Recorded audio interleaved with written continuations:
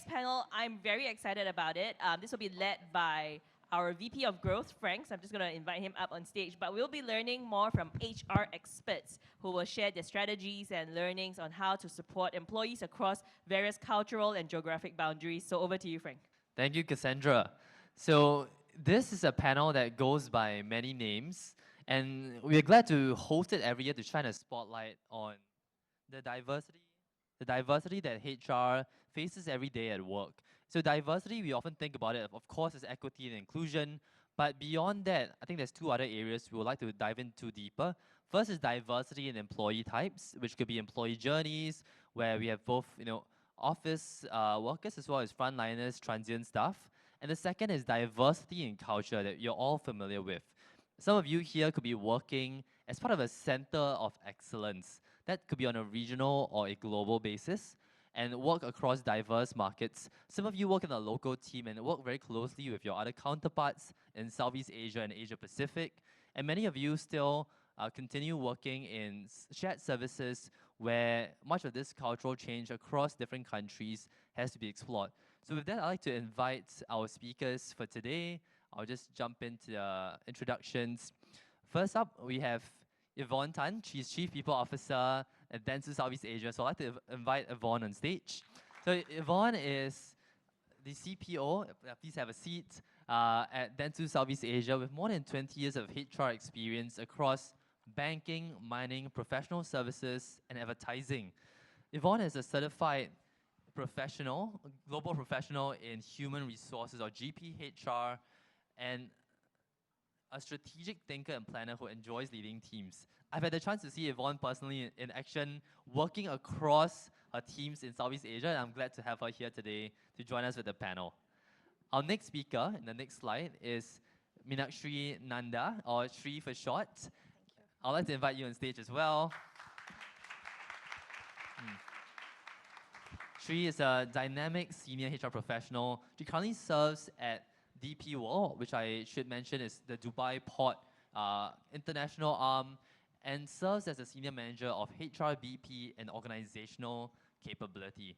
She's a strong passion for aligning people and business, and has successfully led key HR transformation projects across diverse geographies.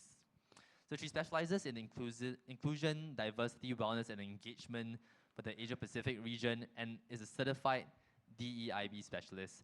I should also note she brings expertise to the panel as an instructional designer, design thinking advocate, and HR analytics professional, which are quite exciting for our topic ahead. And lastly, I'd like to invite Aslam as well. Aslam is the CEO for the Institute for Human Resource Professionals, or IHRP. That's an organization many of you will be familiar with. He has over 20 years of corporate, startup, and NGO experience leading and managing teams to drive change and transformation. Currently, Aslam also co-chairs a subgroup of the tripartite work group on tripartite guidelines for flexible work arrangements. Many of you heard about that at the start of the year, and wears many other hats, such as being a member of the Human Capital Action Committee at SBF and a member at NUS for the Management and Organization Department Advisory Panel. Aslam is someone I think of when it comes to tripartite work, and hence is such a close partner to both the government and the HR community in Singapore. I'm really glad to have you on the panel as well.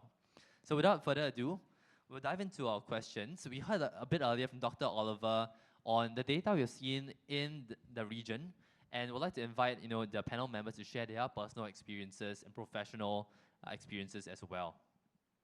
So in the next slide, we can start off with a icebreaker question, right? And this is for anyone in the panel, or everyone if you wish, to share one unexpected or unconventional approach to employee well-being that you've seen recently that caught your attention. Hi everyone, good to see you all. And so in terms of what comes to mind for me for this, I have been privileged to join a few panels on certain well-being seminars since the beginning of the year. This post-pandemic, not just revenge travel, we almost have revenge events. There are so many me.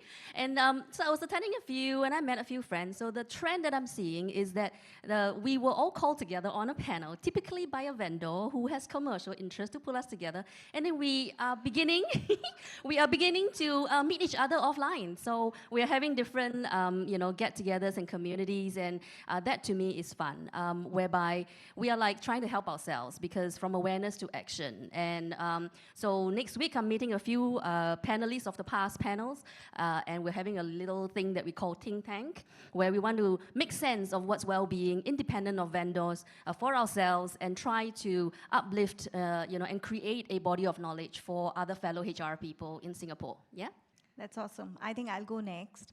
So what has caught my attention? Couple of initiatives, but I think I'm only allowed to speak for one. Probably the next I can speak during the breaks. So it would be something closely related to micro-stressors. So when I heard the word first, I was like, what exactly is micro-stressors? I mean, isn't it a way of life for each one of us? Like, you're getting late for work, you're not finding a cab, you're running to the MRT, your heel is broken, your kid has missed the bus, you have to go run, drop him or her to school and come. I'm like, this is part and parcel of life. Why is it that people are, kind of giving it a name and saying, acknowledge micro-stressors?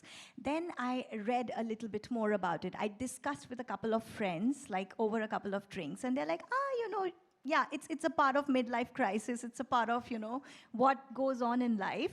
But then we realized that it is the reality. I think no one in this room is spared from micro-stressors. I mean, for example, in the morning when I was trying to, do a little bit of hair drying, like something happened and it got stuck, and I was like, oh God, today I have to go and speak at this event, and it had to happen today. And for a minute, I was like, okay, what's happening? I'm getting worked out about this whole thing, and I'm forgetting that I, enjoy about speaking about this topic, and this is close to my heart. I think I should be focusing on that. So probably acknowledging micro-stressors, accepting that yes, it is prevalent in our lives, and it is going to be there. You cannot eradicate as human beings until and unless you become machines one fine day, which to some extent we are, but then, I mean, not to, kind of disregard the fact that we are made of flesh and blood. So what some organizations are doing about it is to be able to give those kind of creative expression time. There are some breaks or there are some specific time that is, kind of blocked in your calendar so that you are able to express yourself either by way of a nature walk or by way of arts and crafts or by dance, by singing, playing a musical instrument, anything that you want. And that me time of yours is definitely going to go a long way in addressing these little micro-stressors that are prevalent in your day-to-day life. So I think that is a great practice. But I know I'm supposed to speak about one, but another thing which came to my mind when I was driving here is how about mental wellness leave? I mean, we have sick leave, we have annual leave, we have hospitalization leave. I mean, there could be a mental wellness break or a mental wellness leave as well. I think food for thought. I'm going to go back and talk about this in my organization, definitely, but just a thought starter. Yeah. Can I just say, my organization has it. We Oh, call wow. it Global Wellness Leave, and we have 3 days. One of it is globally aligned with Global World Mental Health Day on 10th October. Second one is location aligned, so the entire country goes off. And then the third one is individual. Take it whenever you want. So 3 days for dentsu Global Wellness Days. Wow, great. Can't work for And dentsu. maybe Yeah, absolutely. We need to connect after this. Yeah, and maybe tapping onto that, would the audience want to raise their hand as well? If your organization has a mental health leave, would you be happy to share with us? So quite a few, though still an emerging practice. And in fact, for our clients on the panel and in the audience, you have to bear with us on Friday as well, as that is Intellect's Mental Health Leave Day as well. And we encourage you, of course, to consider your own. To you, Aslam. Wow. After what has been said, I don't know what to say. But I have to say, this is the toughest question the moderator has given that I've ever had to answer. And it took me about 2 days to figure it out. I mean, jokes aside, actually, I was asking around, my colleagues and my staff, and someone shared with me laughing therapy. Have you heard of laughing therapy? Yeah. How many of you enjoy comedies? you laugh, you have a good laugh with friends, you go out, you have a good meal, you laugh. Actually, one of my colleagues actually shared that one experience she had was a laughing yoga therapy session, right? Where you bring in a specialist who just laugh with you for about an hour. But if you think about it, right, laughing can be, well, firstly, you have to be fun for you to laugh, but laughing is very therapeutic. You know, it relaxes you, calms your nerves. It actually breaks a lot of barriers. Sometimes when you're in a very heated conversations, a little bit of loosening through a joke or two, I think helps. So if you ask me what's something that I think is normal, but not often done at the workplace, should be a lot more laughter. They do say laughter is the best medicine, so you'll be onto something. And I like these unconventional ideas, right? I don't know whether any of you here watch the Olympics and track for example, not just the Team Singapore, but the US team performance. They are quite famous in having the idea of almost like therapeutic animals, which are usually dogs, for those who enjoy interacting with dogs, and they actually interact with the many medal hopefuls during, but also after and in between many of their sessions, because as you know, someone may lose a specific event, but are much the favorite to win a future event. So lots of ideas. We'll see what comes next for us. So next slide, we'll jump into the specific questions for each of the experts on the panel. And the first I'd like to pose to Yvonne as well. And we've talked about Southeast Asia a lot earlier in the presentation, and we'd like to understand your strategy where we talk a lot about that localization, but there's also the need at the same time for that regional consistency, particularly for a firm like dentsu with a strong history and culture. How do you balance that dynamic? I think it feels like $1 million question. Can I just have a show of hands? Who of you resonate with this question, that you are in the sandwich generation, that you have a global and then you have a local under your charge? Anyone who are in such a role that my response will be helpful? Only one person ah? Then we talk offline lah. No lah. 2 or 3. Okay. So in dentsu, every company has a different naming convention. We call it globally consistent, locally relevant.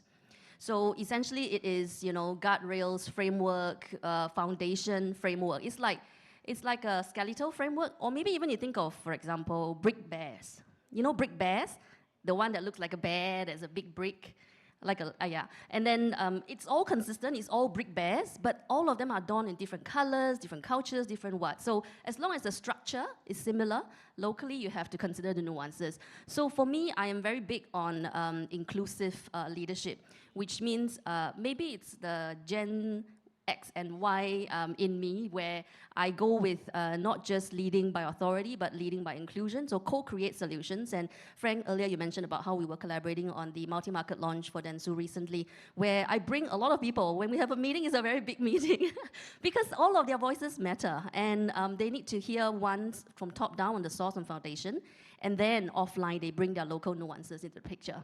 So in terms of one situation that comes to mind, and that would be the out-of-scope market, in our recent engagement, where I can't bring that market in.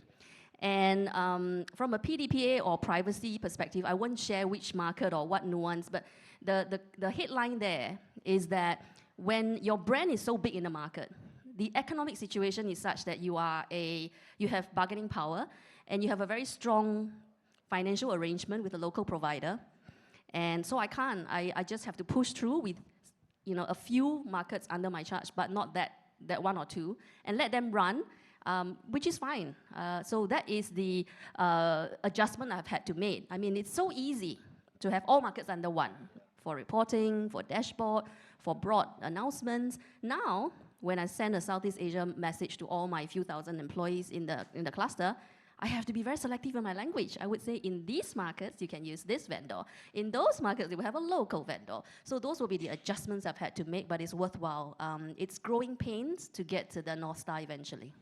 Yeah. Thanks for sharing that with us. And we have a similar question as well for Sri. And Sri, I think I should mention as well that, for some of the audience who may be less familiar, DP World, I saw on Wikipedia, actually manages nearly 10% of global trade and container traffic in the Middle Eastern region, and hence, has a significant sort of cultural and history behind the organization as it globalized. So my question to you is, with so many employees, of course, not just globally, but more in the region that you look after across Asia Pacific, how do you navigate these regional differences while maintaining that unified company voice? That's a great question, Frank. And just for everybody's kind info, so TP World has got about 150 plus nationalities working, and we are present in about 180 plus countries, 110,000 plus employees at a global level. I have an interesting role wherein 75% of my focus is on Asia Pacific countries. And that's divided into 4 different clusters, which is North Asia, Greater China, Southeast Asia, as well as Oceania. Those are the 4 clusters for geographical reasons. And I have an interesting role wherein 25% of my focus is on global inclusion and diversity initiatives and special projects. That's wherein I get to know a lot of insider info as to what's coming up next, what is it that we are focusing on, and how do we take certain things forward. So to this question, I think it's not been very easy, because any kind of change in the first instance doesn't seem easy, of course. It's a very gradual progress, and it's a step-by-step process that we followed to be able to build and to be able to do a lot of things that we are able to do today. So the first and foremost thing which has been good for us and has worked well is leadership buy-in. It has to definitely come from top down, because when the leaders feel there is definitely a need to be able to focus on holistic wellness, not just one aspect, but the different pillars of wellness, we know that it's coming from top, and of course it's going to be heard till the last mile. The second important aspect has been the regional stakeholder buy-in. Because while you may craft something at a global level or at an Asia Pacific level, you know what might work for a certain country or a cluster may not work for another country. For example, if I would want to kind of promote a certain physical fitness activity in Philippines, they would say, we want to go ahead and play basketball, Shri. Whereas in Singapore, if I'm trying to do that, they're like, Shri, we don't want to do something outdoorish, it's too hot. Can we try futsal? Or can we do funcercise, which is within the office premises? You get someone to do a Zumba or a workout session, something like that. And whereas Greater China would say that, oh, why don't we do a mindfulness session or yoga? And perhaps Oceania would say, we want to do a mini marathon. So it's like, it's varied. People in different regions, people in different places have different tastes and likings. So it has always been our prime focus to be able to tap onto that. The second important aspect being cultural nuances with respect to this particular question. I think it's important for us to acknowledge again, to do a little deep dive, to do a little dipstick, understand from the voices of these regional stakeholders who will definitely matter in promoting your initiatives. Because if I'm sitting here in Singapore, I can definitely not go and impact what's happening far away in Indonesia or someplace in Hong Kong, because I'm here. But then I have people who are definitely resonating the thought with me. So it's always been a collaborative approach. We've been discussing, we've been talking, and not just in formal meetings or brainstorming sessions, but it has also been through informal conversations. Hey, what's up? What's working? Is this something that's working for you? Not working? Let's go and revisit. And I think the last and most important thing that has worked well for such a dispersed organization like ours is the well-being champions. So we have designated well-being champions who are there for every region. So they are able to be our voices, our hands and legs. If there's any physical activation we want to do, if there's any bespoke session that we are doing, I mean, it's not just a Shri standing and promoting it that, hey, come join, do this, but it's all forces joined together. So you see, it's a very cohesive effort. So you have the leaders, you have the regional stakeholders, you have the well-being champions, and not necessarily people from human resources, which is the best part. You've got people from cross-functional teams, you've got people ranging from, like, say, a senior team leader to somebody in operations to somebody in finance. So it's diverse thoughts, accepting, respecting, and moving on from there. Thanks so much for sharing. So I think we heard it's easy and almost tempting to have a top-down approach from the two of you, but ultimately what I picked up really is both of you really focus on active listening to avoid that and really, I think, learn, understand, not just from your direct counterparts in these regions or countries, but even from the employees themselves. So with that, I'll move to my next question, and apologies Aslam in advance to give you a micro stressor for this question. So we heard earlier, in the presentation by Dr. Oliver, that Singapore managers ranked 6th in the region when it comes to willingness to hire people with mental health conditions. And that is, I guess, despite what we have all heard today, where, I think across sectors, whether it's government, corporate, and community, everyone is supportive and has a strong, growing narrative for mental health. Is there a disconnect you see, and what could be behind that? Yeah, it's a very good question, and I think a very timely question, considering the fact that, I don't know if you are aware, the workplace fairness legislation is something that has been discussed for quite some time, actually. A lot of engagements, even in the last couple of years. And one of the protected criteria or protected condition is mental well-being or mental wellness cases. And actually, if you have been to any of those engagement sessions, you will know that it will cover pre-employment, in-employment, and post-employment. So it's quite comprehensive. Now, when you think about that, right, and when I looked at this question, it's quite concerning. It's concerning because this is not a guideline or advisory, tripartite advisory or tripartite standard. This is a legislation. So if it's a legislation, means there's going to be enforcement around it. There's going to be powers, right, to tackle issues of discrimination or unfair treatment in the workplace. And my concern really is whether our leaders, managers, even HR ready to tackle this, right? And my own sense is, I think the disconnect out there is real. I think part of the reason is because there is this issue of stigma. And, first and foremost, will people be willing to step forward and say, I have that issue? And I don't know. In fact, this is something that even I struggle with myself personally. See, my daughter has depression, and she struggled during COVID. Okay, and even before that, she had depression, and her whole study she had to finish longer than normal than most kids. She's now at the age that she needs to enter the workforce. So obviously, this topic is very close to my heart. And you know what's the most difficult thing when you think about this issue? The most difficult thing is the person applying for the job, right? Even if the company is willing to hire you, will the person be willing to express that? And how are you going to give the individual the confidence to say that? By the way, this is the first time I'm revealing this in a conference. Just thought you should know. So, it's not easy for me to share this. And it took me and my wife, with the help of a therapist and a psychologist, by the way, because the case was quite severe, several years to recover. She's actually recovered, still on treatment. And I'm very happy to say that recently she decided to work for a while before pursuing uni.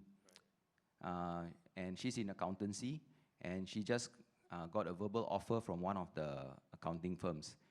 And the way it was done was very nice. The HR actually did a pretty good job. I have to commend the person, whoever the person is. They offered, she revealed she had the case, her depression. They asked that she has a letter. She went to her psychologist, got the letter, and then after that, sent it in for them to review. Right? They have not put back the offer after she has sent it, so which means the offer should still stand. I hope, cross finger. But it's very important we pay attention to the process, and we pay attention to good HR practices, and we pay attention to the fact that, right, they didn't discriminate, they considered, and because thankfully, I have a lot of HR friends also. They helped me to review the letter offer, and it's actually a fair offer. And why I keep using the word fairness in this is because we have to pay attention to all the little nuances. Even if a company wants to hire, right, the practice must be in place first, right? And you got to strengthen the HR function in the organization because more often than not, they are the custodians of this kind of good practices. I also want to go one step further and say that I think there needs to be more education in the workforce.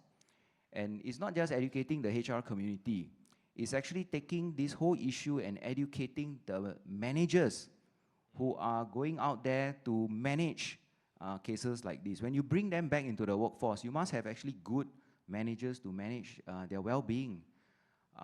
And therefore, I'm pushing this narrative out there that HR is not for HR. HR is for every manager that is managing a person. If you are managing a person, you are a HR manager, whether you like it or not, whether that appears in your JD or it doesn't appear in your JD. And if we want to tackle this disconnect, I think we have to really get out of our comfort zones and say that, okay, how are we going to have the right practices, the processes to allow these individuals back in, and then how do we train our managers so that they become the good practice leaders right out there for HR. I just want to chime in with something. Kudos to Aslam for sharing a personal story. And I want to follow his role model by sharing, not my personal story, but a follow on what happens after hiring. So before I share a few stories that come to mind in my time in the HR profession of mental health cases at the workplace, can I have a show of hands, and it need not be high, how many of you are in HR or a business leader that have mental health cases of your employees? Thank you, look at that. So so all of us are learning. So a few stories come to mind after they walk through the door, or the mental illness happens after they are on the job, or during COVID days. We have had quite a few of those. We have had people so a lot of us in HR deal with things as they come our desk and try to understand it holistically, partner with the leader, how should we handle this? So we have had people who would go and see a psychiatrist, come up with that leave and say, I can't work for the next 1 week, 2 weeks. I don't know how long. And then we are a consulting business, bill by the hours, and then the manager says, HR, what should we do? This person, we want to be empathetic, but how do we plan our business? So there are realities that we need to deal with, and then they are like, be it the manager or the colleagues, we don't know what to say. We are afraid that whatever we say, we might trigger. And then slowly we learn, just like HR leading through COVID. We learn on the job. We learn, we read, we work with our partners, we work with these individuals. It's difficult because the individual themselves, their judgment is not, I'm trying to find the right word to use. Their judgment is impacted because they are going through a journey. So you can't treat them as a full functioning regular adult to say, what do you think? Because they say, I can't think, I don't know. So that's a very good point. And I think there are opportunities that are in place today, and I really like what you shared. So IHRP is the Job Redesign Center of Excellence. I think organizations really have to take this opportunity to redesign jobs, be more inclusive, bring people with disability in and with certain conditions, help them through it. I also want to add one more thing, and I think I was on the sideline speaking to Anthea, and she mentioned something to do with workload and KPI. I'm sure all of you have read the EY case in India, right? Yeah. It's a tragic case, and it's very troubling as well. So in fact, I'll share two examples. One example, I take IHRP for example. So I'll share what we have. So when I joined IHRP 2.5 years ago, of course we have to do employee engagement survey. So the employee engagement survey, two times straight time in a row, right? The worst scores we got was workload. Always workload. Right? Workload. So I don't know how to solve that problem. So last year I said, okay, for 2023, your work plan, everybody plan your work plan around 200 man days. Right? We have 365 days in a year, so you plan based on 200 man days. So I did this calculation and I showed to everybody, oh, you still can take MC and you still can take your leave. Right? 200 man days. Even then, it was not enough. Because I forgot thinking days, Days you got to think. And then I forgot problem-solving days. Days you have issues you cannot anticipate that come out. So this year I'm going to experiment again. I say, okay, this year we're going to be a little bit more creative. Some departments plan on 150 days. Some departments can plan on 180 days, right? But please factor in thinking time and problem-solving time. On top of that, I even spend money to buy Copilot for you, so you reduce your thinking time. It's true, I'm not making this up, you know. And I'm going to go one step further. KPIs. This is the elephant in the room. If you don't fix your KPI and you don't fix your targets and you don't right-size your targets and you constantly focus on growth at all costs, this is where you're going to have a problem. And this epiphany hit me when one of my board members actually shared this. It's a German company. He's the 8th generation, so the company has been around since the 18th centuries. And he said he has been operating the Singapore office for the last 25 years. And the last 25 years, their headcount has always been about 100. Then I asked, wow, why didn't you grow the business? He said, why should I grow the business? I'm getting the results I want with this number of headcount, and we plan our business like that. Of course, it's a family-owned business, right? It's not a stock-listed company where you always have to push your stock price up with humongous results. So I think, right, if we really want to tackle this disconnect between the national narrative and actual buy-in, I think business leaders, HR, have to sit down together and ask some tough questions. Is that KPI realistic? And if I push that KPI button, how is it going to affect the well-being of my team? And I think today we don't have enough of that kind of conversations. So IHRP is a small company. I'm pushing their agenda inside. And I encourage you to bring these kind of conversations back to your workplace with your bosses. Thanks. Can I just quickly chime in, because I feel that my story haven't end, leave people hanging, right? So must say, and also it's related to my question, which on leadership, because we are short on time, huh? So I'm going to wrap it up.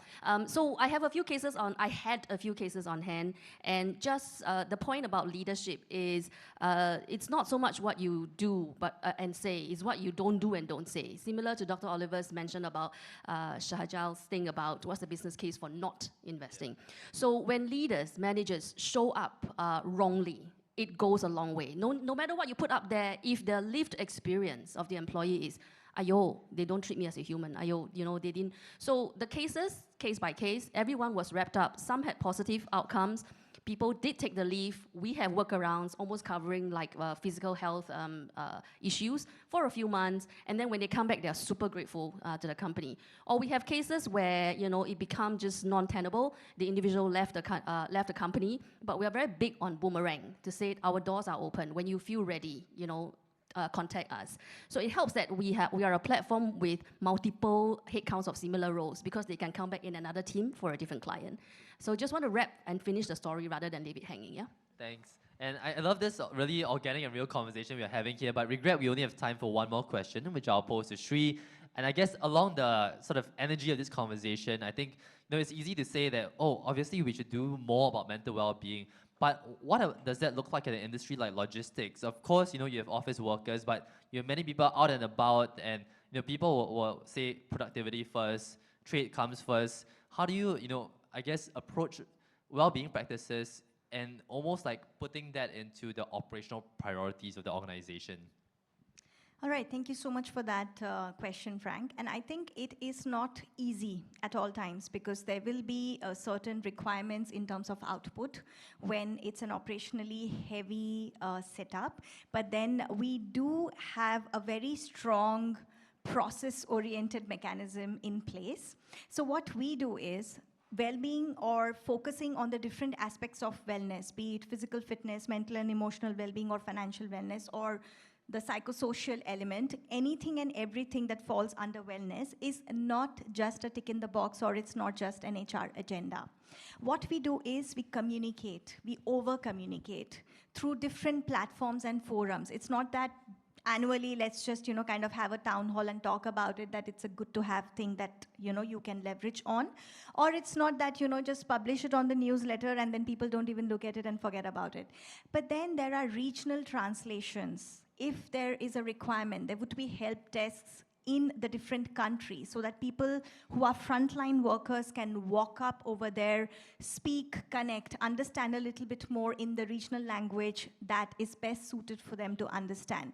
That is something that we definitely do. And we also look at, a lot of digital challenges. I think they have worked pretty well for us because we are so widespread. But, when you bring in that small element of competition and a little bit of recognition around it, then I think everybody finds time for it. And these days, everybody is tech savvy. So if you have something on the phone for them, be it a small step challenge or a water challenge or a photo challenge for that matter, they are all game and up for it. And of course, we do have clubs. We have clubs for people with unified interests. So it may not be that all size fits everybody, whatever you would want to put in one basket. But then people might be interested in different ways to de-stress, to be able to help them cultivate their well-being. It could be a photography club, it could be healthy eating, cooking club. So we have those different clubs and events, etc., which is given out as an option to employees. So it's more of a pull factor rather than a push that, hey, we are just doing this one event, everybody needs to come and we need attendance, we need participation. It's not like that. So there are different options. You pick and choose what resonates the most with you, because after all, every individual is unique. They have their own likings and tastes. So whatever resonates more with them, it will be much more organic to kind of, let it seep in. And of course, there has been a lot of, focus on metrics. I think we focus on well-being index, we focus on different scores by benchmarking through different companies who are of similar size and scale to be able to let people know whatever we are doing, is it actually bringing impact? So there is an alignment between what the business want, what the people want, and of course the regular check-ins and the pulse surveys and everything. It's not once in a year, but you do those regular connects to ask people, if you are doing something like this, does it resonate with you, or do you want something different? So I think that bottoms-up approach is also something that works pretty well. So yeah, I think these are a few things that I can think of, yeah. Thanks for sharing, Sri. So I think to wrap up, what we heard a lot as an undercurrent really is the stakeholder engagement, right? We heard about managers as being also part of HR in a sense. We heard about employees, well-being champions, leaders, and so forth across the different panelists today. So with that, that's all the time for our panel. Thanks again for joining me, Yvonne, Sri, Aslam.